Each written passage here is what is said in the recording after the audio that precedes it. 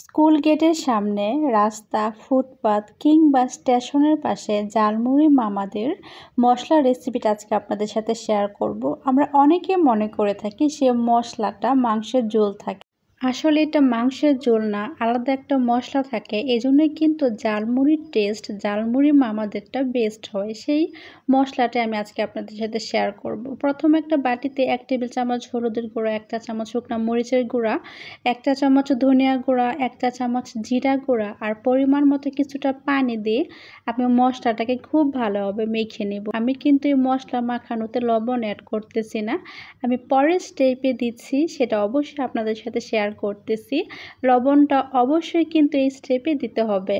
প্রথমে চুলাটা অন করে একটা পাতিল বসে 1 কাপ রান্নার তেল দিয়ে এই পর্যায়ে আমি 1 চা চামচ লবণ অ্যাড করে দিয়ে নাড়াচাড়া করে মিশিয়ে নিচ্ছি। এখন অ্যাড করে দিব 1/4 কাপ পেঁয়াজ বাটা। আমি যেহেতু পেঁয়াজ বাটা দিব, পেঁয়াজ বাটা কিন্তু তেলের মধ্যে দিলে কিন্তু ছিটে আসতে পারে। এই পর্যায়ে লবণ দিলে কিন্তু আর ছিটে আসবে না। এখন চুলার আঁচটাকে মিডিয়াম করে নাড়াচাড়া করে 1 থেকে 2 মিনিটের মতো পেঁয়াজটাকে ভেজে নিয়ে 1 চা চামচ থেকে কিছুটা কম আদা বাটা রসুন বাটা দিয়ে নাড়াচাড়া করে মিশিয়ে নিয়ে আগের থেকে যে মশলাটা মাখিয়ে রেখেছিলাম সে মশলাটা দিয়ে আর বাটিটা ধুয়ে আমি 1/2 কাপের মতো পানি অ্যাড করে দিচ্ছি। এবার নাড়াচাড়া করে খুব ভালোভাবে মিশিয়ে নেব আর চুলার আঁচটাকে বাড়িয়ে রেখে বলক আসা পর্যন্ত অপেক্ষা করব। আর কিন্তু অনবরত নাড়াচাড়া করতে হবে। যখন বলক চলে আসবে এখন ঢাকনা দিয়ে চুলার আঁচটাকে কমিয়ে রেখে আমি 3 থেকে 4 মিনিটের মতো অপেক্ষা করব। 3 থেকে 4 মিনিট পর ঢাকনাটা তুলে আবারও নাড়াচাড়া করে মিশিয়ে নিয়ে আমি অ্যাড করে দিচ্ছি 2 টেবিল চামচ চটপটি মশলা আর অ্যাড করে দিব 1 চা চামচ গরম মশলা গুঁড়া দিয়ে নাড়াচাড়া করে খুব ভালোভাবে মিশিয়ে নিয়ে আবারও ঢাকনা দিয়ে ডেকে আমি 5 থেকে 6 মিনিটের মতো অপেক্ষা করব চুলার আঁচটাকে কমিয়ে রেখে। 5 থেকে 6 মিনিট পর এটা আমার সুন্দর কষানো হয়ে গিয়েছে। এই পর্যায়ে আমি অ্যাড করে দিচ্ছি 2 চা চামচ ভাজা জিরা গুঁড়া দিয়ে নাড়াচাড়া করে খুব ভালোভাবে মিশিয়ে নেব আর জাল করব যতক্ষণ না পানিটা শুকিয়ে আসছে।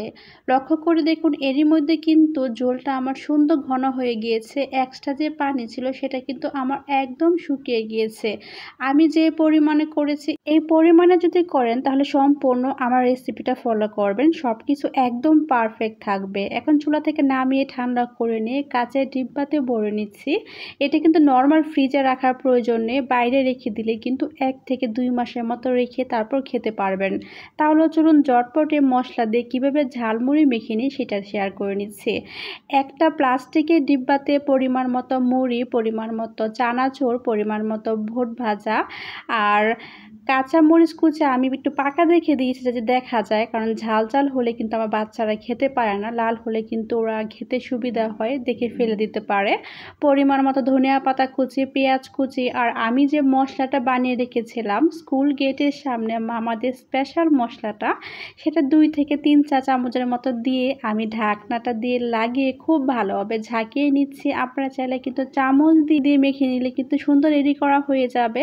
ঝালমুড়িটা কিন্তু আমার সুন্দর রেডি করা হয়ে গিয়েছে। তো বাটিতে ঢেলে নিচ্ছি। ট্রাস্ট মি, একদম রাস্তার পাশে ঝালমুড়ির যে সুন্দর গন্ধ সেই গন্ধটাই কিন্তু বের হয়েছে। আপনি যদি একটু কষ্ট করে বাসায় তৈরি করে নেন তাহলে কিন্তু বাইরের অস্বাস্থ্যকর ঝালমুড়ি কিনে খেতে হবে না।